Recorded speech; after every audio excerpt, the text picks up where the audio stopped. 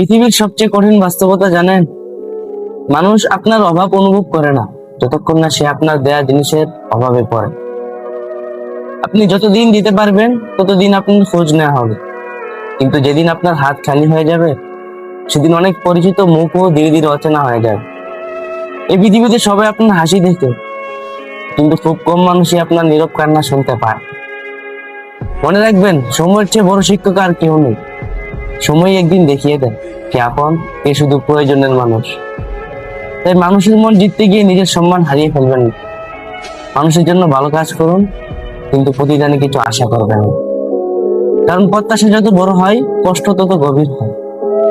শেষে শুধু একটাই কথা বলবো, যদি একজনের সন্তুষ্টি অর্জন করতে চান, তাহলে মানুষের না, আল্লাহর সন্তুষ্টি অর্জন করুন।